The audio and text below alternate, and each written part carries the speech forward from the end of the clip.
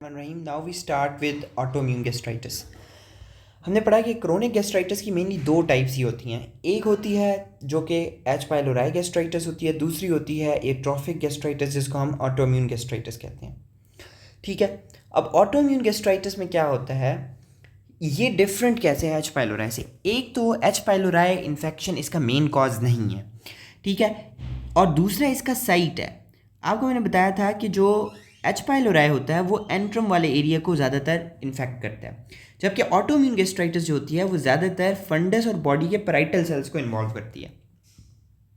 Okay, autoimmune gastritis is characterized by antibodies to parietal cells and intrinsic factor that can be detected in the serum and gastric secretions. आपको पता है autoimmune का मतलब क्या है। जब क्या हो, हमारा जो इम्यून सिस्टम है वो डिसरेगुलेटेड है और उसकी वजह से ऑटो एंटीबॉडीज़ बन रही हैं, अपने ही सेल्स के अगेंस्ट एंटीबॉडीज़ बन रही हैं। ठीक है, तो इसमें एंटीबॉडीज़ नजर आएंगी, हम उन्हें डिटेक्ट कर सकते हैं। अब जब ऑटो एंटीबॉडीज़ बनी, उन्होंने पैराइटल सेल्स और चीफ सेल्स को डिस्ट्रॉय कर दिया, तो pepsinogen, intrinsic factor, acid production तीनों कम हो जाएंगी। अब इंट्रिंसिक फैक्टर कम होगा तो उसकी वजह से क्या होगा, ऑब्वियस ही बात है, B12 डेफिशिएंसी हो जाएगी, विटामिन B12 की डेफिशिएंसी हो जाएगी।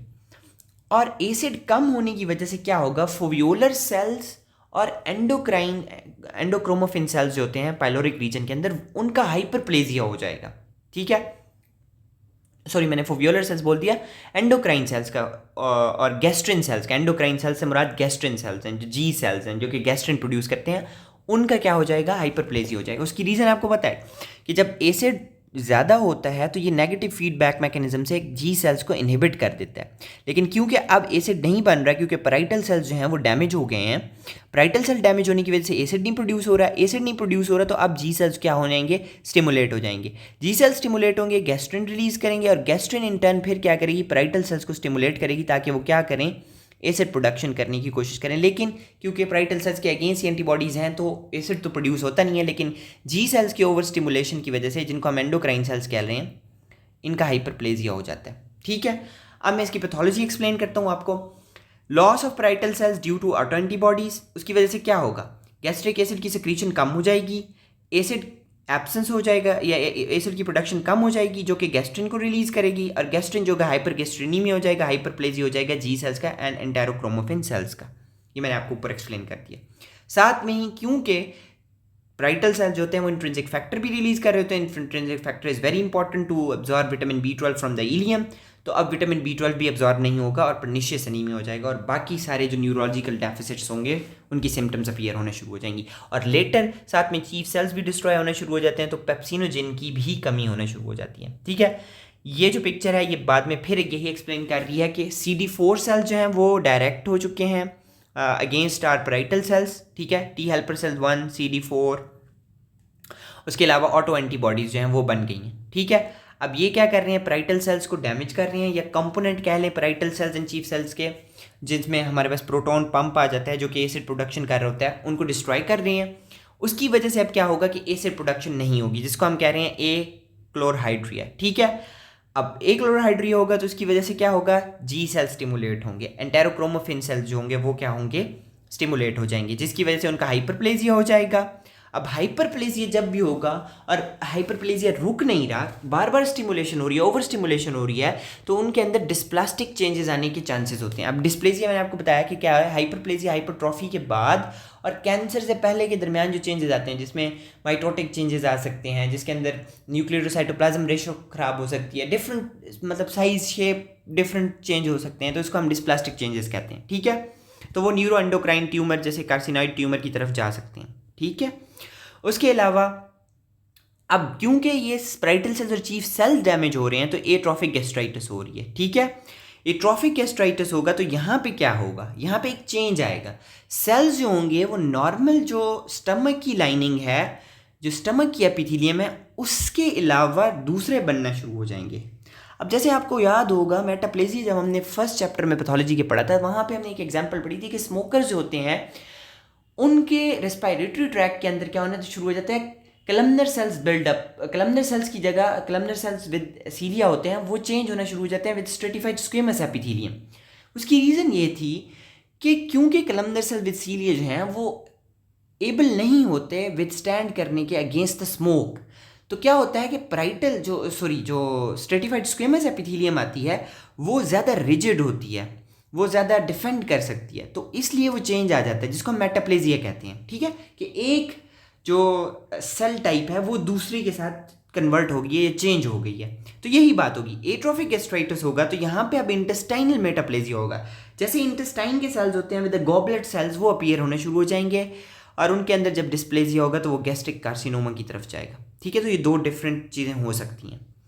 ऑब्वियसली पैराइटल सेल्स जो है साथ में इंट्रिंसिक फैक्टर रिलीज कर रहे हैं, तो विटामिन B12 की डेफिशिएंसी होगी, मेगालोब्लास्टिक एनीमिया हो जाएगा, न्यूरोलॉजिकल मैनिफेस्टेशंस भी आएंगी। ये वही बातें हैं जो पहले मैं एक्सप्लेन कर चुका। अब मॉर्फोलॉजी पे आते हैं। ठीक है, autoimmune gastritis is characterized by diffuse mucosal damage of oxyntic mucosa.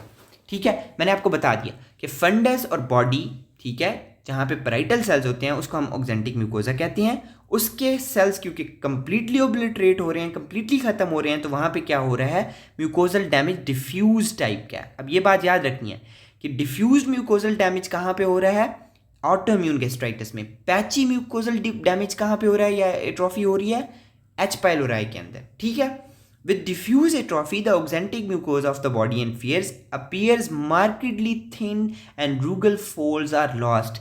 ये दूसरी बात ऑटोइम्यून को पहचानने में मदद करती है, क्योंकि वहाँ पे रूगल फोल्ड्स की क्या हो रही थी, थिकनेस जो थी वो इंक्रीज हो रही थी एच पाइलोराई में। उसकी रीज़न क्या थी कि वहाँ पे कंपेयर करके पढ़ेंगे ना तो याद रहेगा, वहाँ पे क्या हो रहा था कि हमारे पास बहुत ज़्यादा इन्फिल्ट्रेट थे लैमिना प्रोप्रिया के अंदर न्यूट्रोफिल्स के, तो रूगी जो थी वो थिक नज़र आ रही थी लाइक कैंसर। ठीक है, लेकिन यहाँ पे क्या डिफरेंट है, यहाँ पे बिल्कुल डिफरेंट है, क्योंकि एट्रोफी हो रही है स्टमक की वॉल की, फंडस और बॉडी के अंदर से पैराइटल सेल, चीफ सेल्स उड़ी जा रहे हैं, तो वो जो थिकनेस होगी स्टमक की वो कम हो जाएगी और रूगल फोल्ड्स जो होंगे, रूगी जो होंगे वो ख़त्म हो जाएंगे। ठीक है, अगर विटामिन B12 की डेफिशिएंसी भी साथ में स्वेयरली अपीयर हो रही है तो न्यूक्लियर इनलार्जमेंट होगी, मेगालोब्लास्टिक एनीमिया होगा, जहाँ पे क्या होगा कि सेल बड़ा सारा होगा और उसमें बड़ा सा न्यूक्लियस नजर आएगा। ठीक है, मेगालोब्लास्टिक चेंजेस आने शुरू हो जाएंगे एपिथेलियल सेल्स के अंदर।